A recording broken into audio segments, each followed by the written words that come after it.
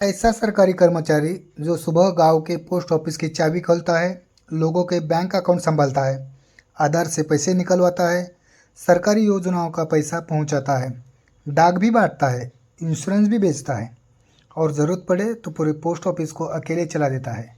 लेकिन फिर भी उसके बारे में शायद ही कोई बात करता है। आज हम बात करेंगे असिस्टेंट ब्रांच पोस्टमास्टर यानी एबीपीएम की। क्या यह नौकरी सच में आसान है? क्या इसमें करियर ग्रोथ है? और क्या यह गवर्नमेंट जॉब आपके लिए सही चॉइस हो सकता है? नमस्कार दोस्तों, मैं हूं सागर दुबड़कर और यह है हमारे 100 डेज 100 वीडियो चैलेंज का डे 3। आज हम डिपार्टमेंट ऑफ पोस्ट के सबसे महत्वपूर्ण लेकिन सबसे कम समझे जाने वाले पद असिस्टेंट ब्रांच पोस्टमास्टर को पूरी तरह समझेंगे। एबीपीएम आखिर होता कौन है? सबसे पहले एक बहुत बड़ा मिथ खत्म करते हैं। लोग सोचते हैं कि एबीपीएम सिर्फ चिट्ठियां बांटने का काम करता है, लेकिन रियलिटी बिल्कुल अलग है। एबीपीएम डिपार्टमेंट ऑफ पोस्ट के ग्रामीण डाक सेवक यानी जीडीएस कैडर का हिस्सा होता है। इसकी पोस्टिंग गांव के ब्रांच पोस्ट ऑफिस में होती है, जहां ब्रांच पोस्टमास्टर यानी बीपीएम के साथ मिलकर पूरा पोस्ट ऑफिस चलाता जाता है। ऑफिशियल ड्यूटीज में शामिल है स्टैंप और स्टेशनरी की बिक्री, मेल का एक्सचेंज और delivery, IPPB transactions, cash deposit और विड्रॉवल, कस्टमर सर्विस, डिपार्टमेंट के प्रोडक्ट की मार्केटिंग, बीपीएम की एक एबीपीएम का पूरा दिन। अब सोचिए, सुबह 8 बजे गांव का पोस्ट ऑफिस खुलता है। सबसे पहले कैश का मिलान, फिर मेल बैग रिसीव करना, फिर लेटर शॉर्टिंग, फिर ग्राहक आने शुरू।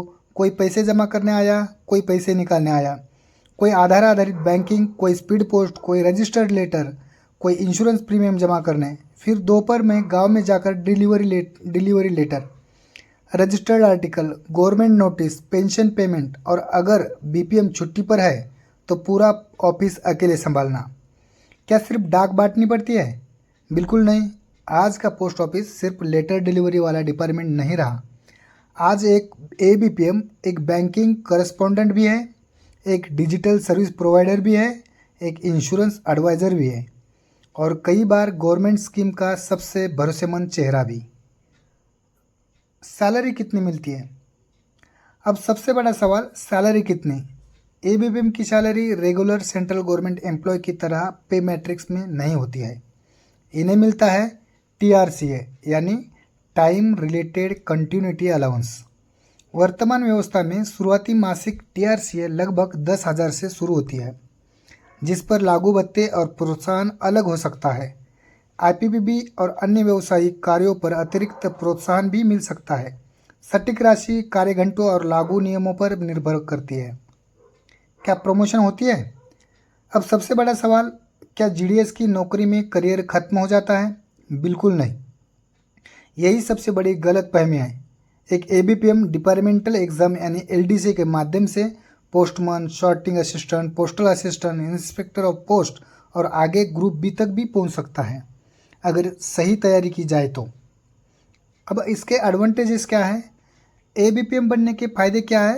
गवर्नमेंट डिपार्टमेंट मिलता है, रूरल पोस्टिंग मिलती है, समाज में मान सम्मान मिलता है, कॉम्पिटिटिव एग्ज़ाम्स की तैयारी का समय मिलता है और प्रमोशन के अवसर भी है, बैंकिंग और डिजिटल सर्विसेज का अनुभव मिलता है, लोगों को सीधी सेवा करने का अवसर मिलता है। हर नौकरी की तरह इसमें चैलेंजेस भी हैं। कई गांव में लंबी दूरी तक मेल डिलीवरी करना होता है, बिजनेस टारगेट्स होते हैं, मार्केटिंग होती है, डिजिटल डिवाइस पर काम करना, कैश हैंडलिंग, जिम्मेदारी बहुत ज़्यादा और कई बार कम संसाधनों में भी पूरे ऑफिस संभालना पड़ता है। तो इसका कंक्लूजन क्या हुआ? तो क्या एबीपीएम की नौकरी आसान है? तो बिल्कुल नहीं है। क्या सम्मानजनक है? तो बिल्कुल है, सम्मानजनक है। क्या करियर बन सकता है? अगर आप मेहनत करें तो बिल्कुल बन सकता है, क्योंकि हर बड़े अधिकारी की शुरुआत किसी छोटे कदम से ही होती है। अगर आपको डिपार्टमेंट ऑफ पोस्ट के करियर, प्रमोशन, सैलरी और डिपार्टमेंट की असली जानकारी चाहिए तो इस चैनल को सब्सक्राइब ज़रूर कीजिए, क्योंकि हमारे 100 डेज 100 वीडियो चैलेंज अभी शुरू हुई है और अगली वीडियो में हम बात करेंगे बीपीएम यानी ब्रांच पोस्टमास्टर की पूरी सच्चाई।